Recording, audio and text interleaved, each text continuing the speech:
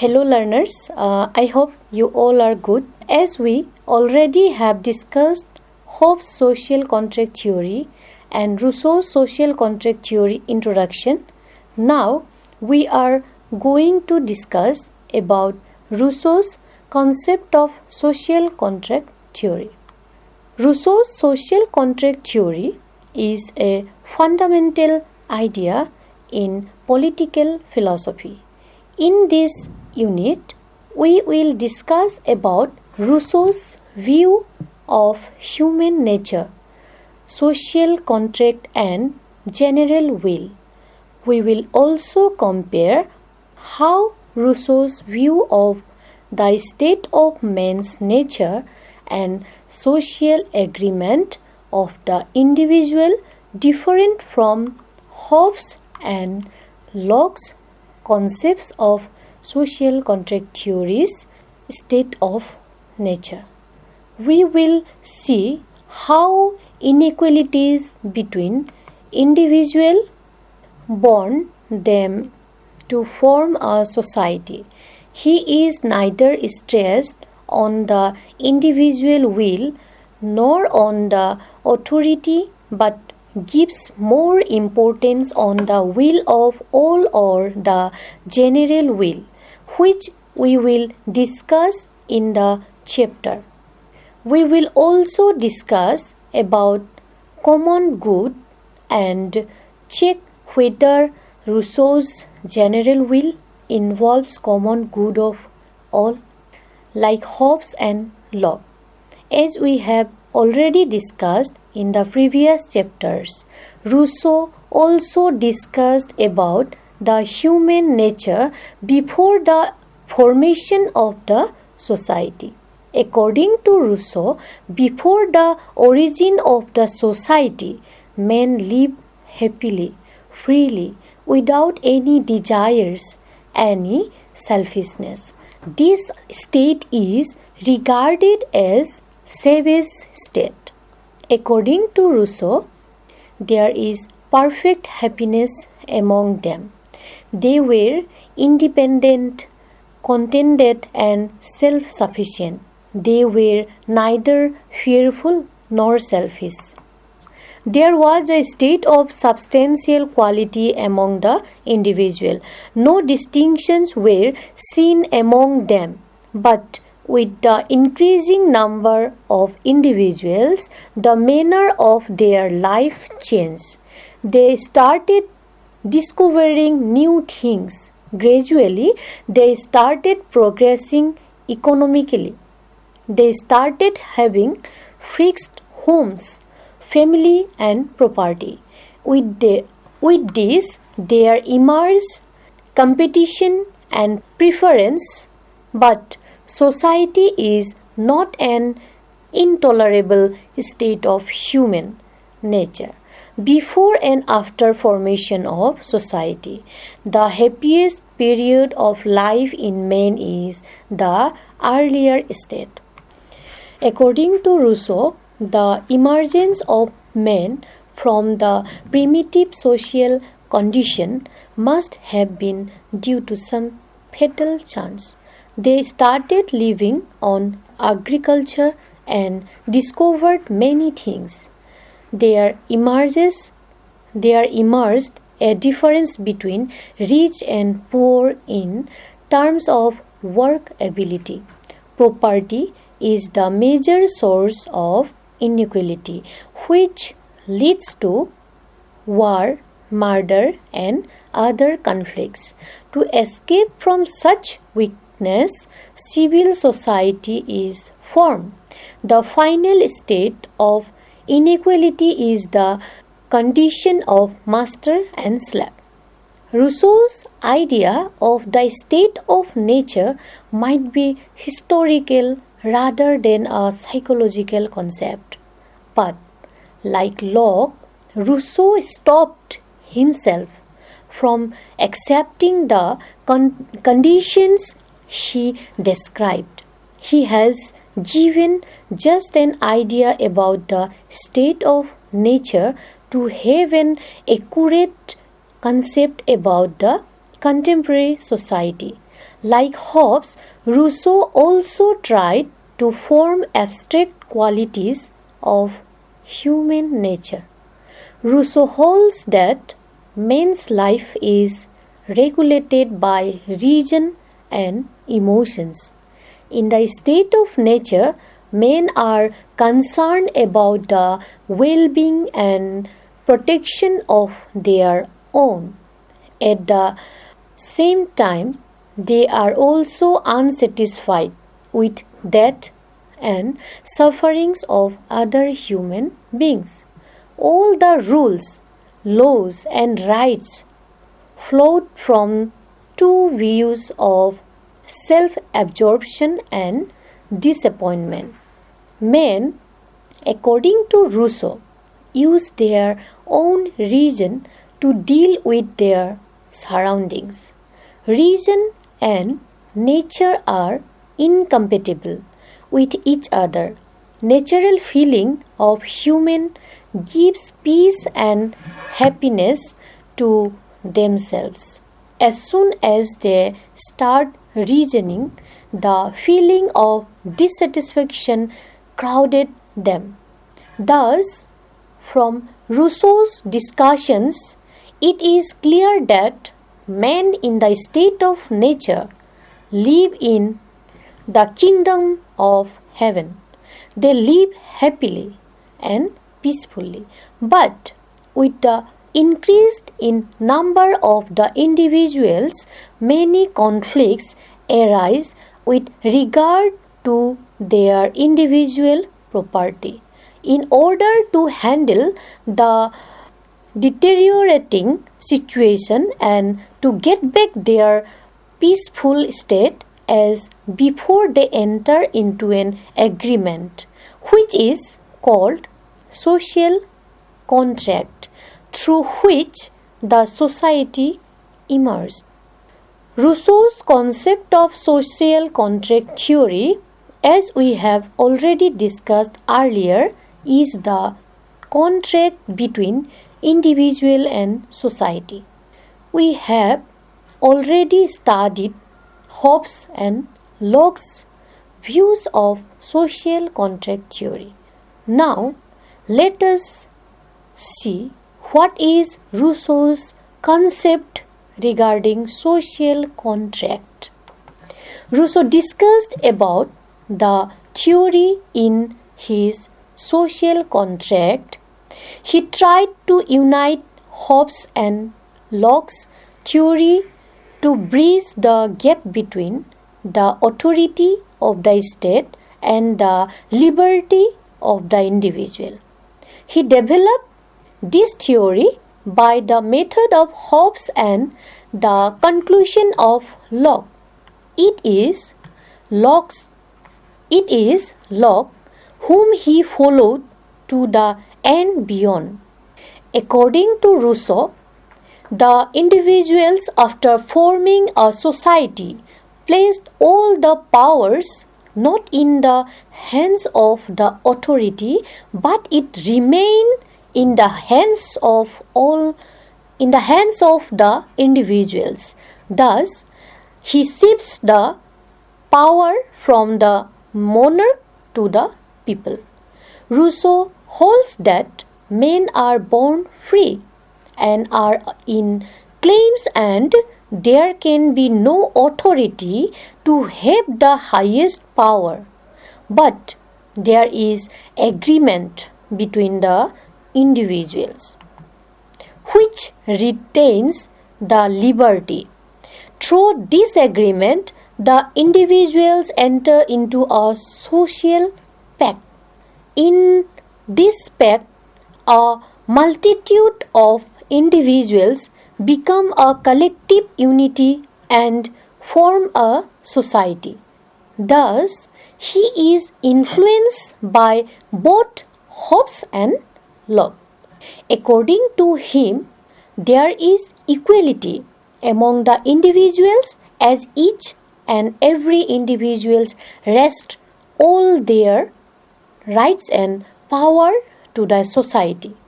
Thus, no individual can claim anything. Rousseau states that men enter into the civil society for their mutual preservation. The authority of the society is chosen by the people by entering into the society for the sake of their own protection.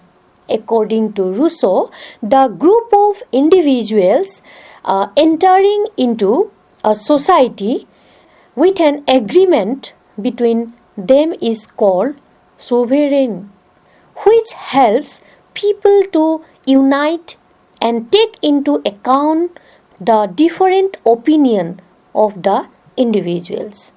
There are different forms of agreement mentioned by Rousseau, namely monarchy, aristocracy, and democracy. All these forms of government contain different benefits and drawbacks. Rousseau's focus is to ensure that the government must consider the general will of the society, which we will discuss later.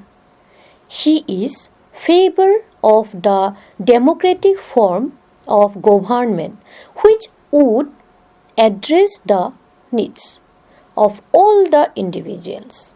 According to Rousseau, the original freedom, happiness, and liberty of individuals are in the state before the emergence of the society. He favors people's sovereignty. According to him, state, law, sovereignty, etc. are interchangeable terms. There are some similarities and some difference between Hobbes, Locke, and Rousseau. Hobbes, Locke, and Rousseau believe in the social contract through which the society is originated and the relation between the individual and society has come into being. Hobbes, Locke, and Rousseau describe the state of human nature before the emergence of the society. They agree that the conflicts and problems of human in the state of nature are abolished by establishing the social contract. They agree that the social contract has been established by the individuals is a voluntary agreement.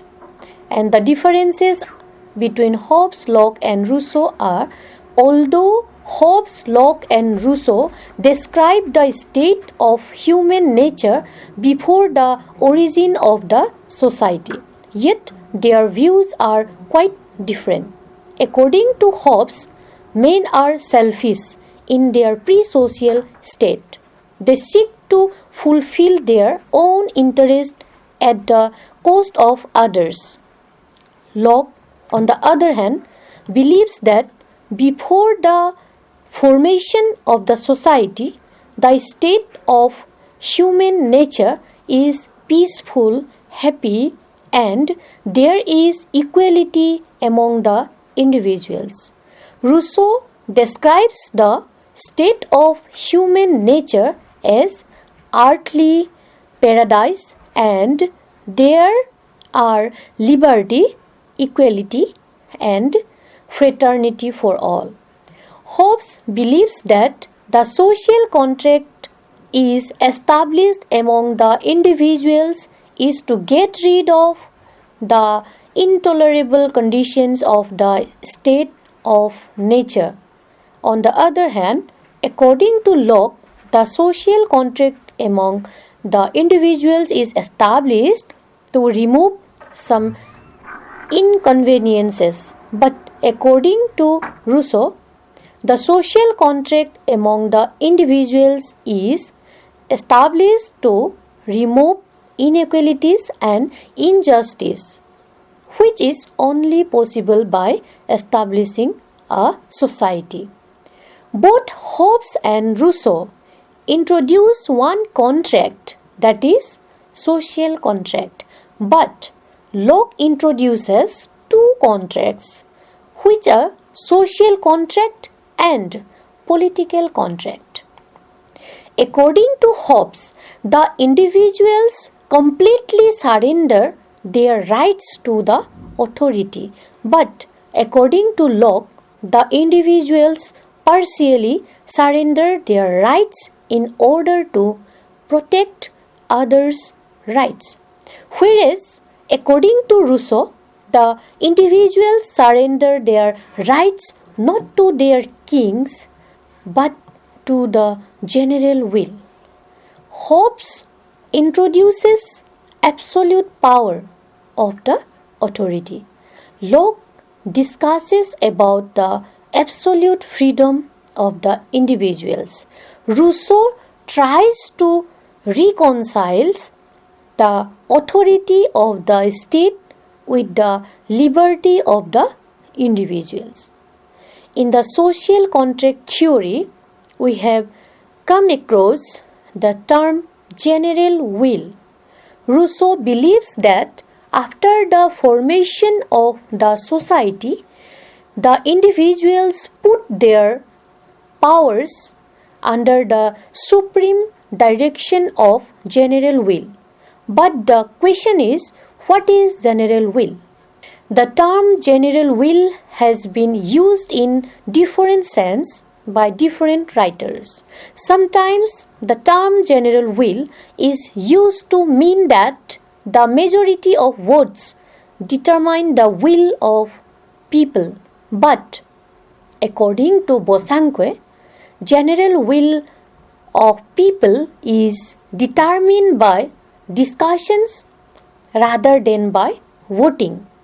Mackenzie talks about cooperative will, in which the individuals must compromise with their claims in order to fulfill the needs of other individuals whose needs are more important than that of their own. But general will is not mere compromise between different points of view, but arriving at a decision which is supported by all by removing the individual demands and look into the situation as a whole. Thus, general will involves as number of individuals agreeing a single decision and good of whole group of the society by balancing of individual wishes. Green defines general will as a sense of possessing common interest, a desire of common objects on the part of the people. According to Rousseau, general will is the agreement of all individuals, which include the will of all. It is one of the most important concepts in Rousseau's philosophy. He contradicts general will from particular and contradictory will of individuals and groups. He states that the laws are made by being in view the general will of all the individuals. Thus, the freedom of the individuals and the authority go together and are not contradict to each other.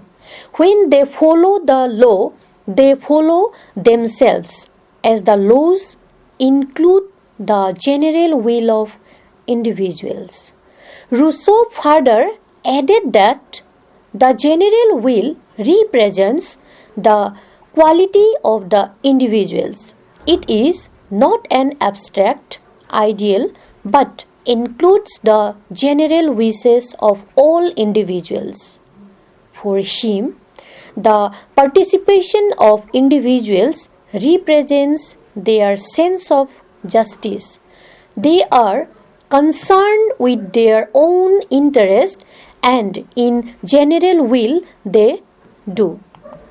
They do not come up with discussion, but rather they follow their consciences in the silence of patience.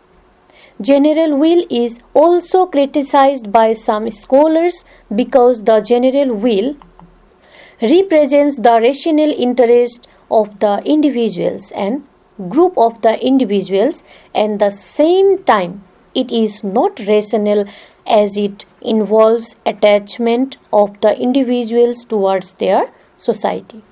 Rousseau holds that every individual take into account the common good of all, and thus they attain an ideal state which represents the general will. According to him, if the individuals are forced to follow the law, then it would lead to force them to be free. He states that the authority of the government is powerful if and only if it takes into account the general will of the individuals. The authority or the government would lose his power if it considers it to be the most powerful and if it would not follow the general will of the people. Rousseau further added that general will is not a majority will or a minority will or a corporate will or a specific will. It is also not the sum of all will of people, but the general will is the will of all that involves the common good of all individuals. It does not involve compromise but involves the support of the individuals which represents their wishes. The common good is a moral concept which involves justice. Thus, from the concept of general will, it is clear that it involves common good of all individuals. It is for the good of all that general will is taken into account.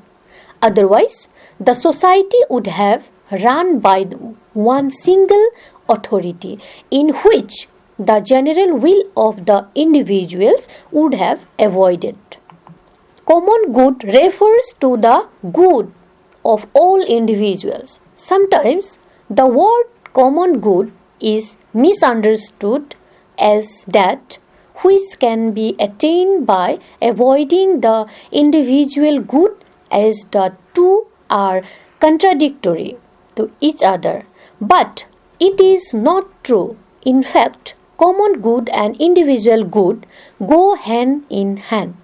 According to Spinoza, a rational being cannot desire for something which is against the good of others. An individual is a part of the whole society. Therefore, there is no gap between individual interest and common interest. No man is self-sufficient. He cannot attain perfection until and unless he participates in the social life. Thus, it is clear that the good of the society leads to the good of the individual who belongs to that society. Greed holds the self-realization is the nature of common good.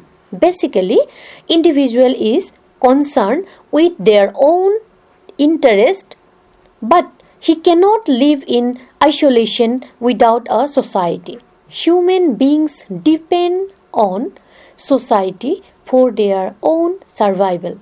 Therefore, he must look into the interest of the society in order to fulfill his own interest. Man cannot be fully egoistic. Even his egoistic motives lead him to altruism. As a social being, individual must think of the good of the society for his own good. And there are some criticism regarding Rousseau's social contract theory.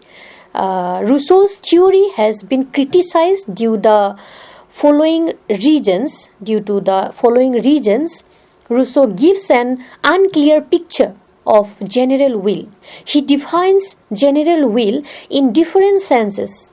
According to him, general will is the will which includes the good of all. But on the other hand, he also defines general will as the will of the majority.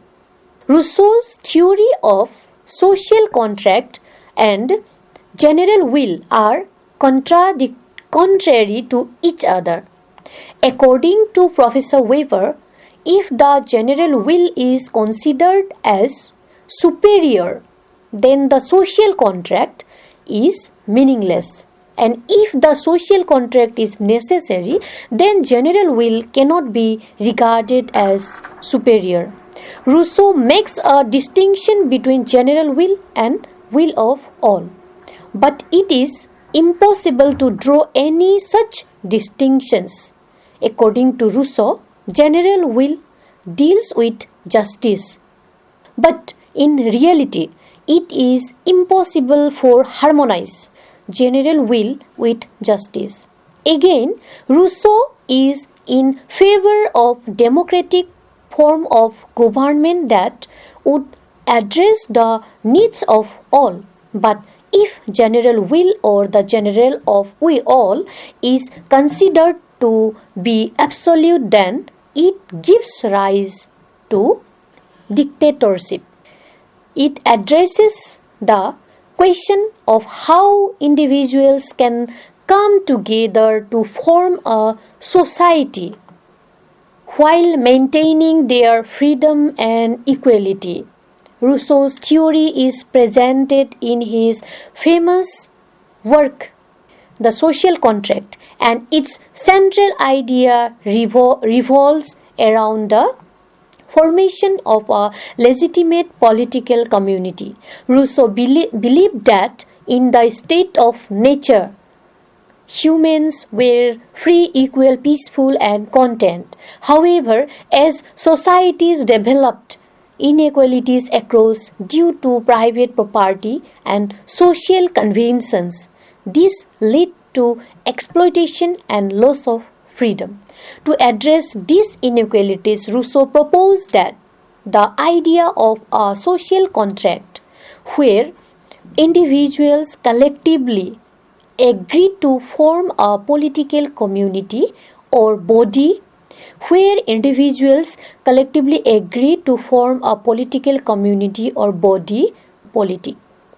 Through this agreement, individuals give up their natural liberty in exchange for civil liberty, and each person surrenders their individual will to the general will, which represents the collective good of the society. The general will is the cornerstone of Rousseau's theory, reflects the common interest of the people, transcending individual desires, laws, and valid only if they are in accordance with the general will, and by aligning personal interest with the general will, individuals retain their freedom as they are obeying rules they have set for themselves. In Rousseau's model, sovereignty resides with the people. It is inalienable and it is indivisible. Rousseau emphasized that true freedom and equality can only exist when individuals act in harmony with the general will. This ensures that no one is subordinate to another and everyone shares equally in the benefits and responsibilities of society. Rousseau was critical of representative democracy as he believed that sovereignty could not be delegated. Instead, he advocated for direct democracy, where citizens themselves participate in born free and everywhere he is in change. This highlights the tension between natural freedom and the constraints imposed by social structures which the social contract seeks to resolve. Rousseau's theory has influenced modern democratic thought and political philosophy, although it has also faced critics, particularly regarding the potential authoritarian implications of enforcing the general will. Herewith, we are going to end up this video on social contract theory, Rousseau. You may check your progress by following these 5 questions. That is, number 1, where did Rousseau discuss social contract theory? What is the state of nature according to Rousseau? Number 3, what is general will according to Rousseau? Number 4, what is common good for Rousseau? Number 5, what are the forms of government according to Rousseau? So, this is the last video where we have dealt with social contract theory, Rousseau. Thank you.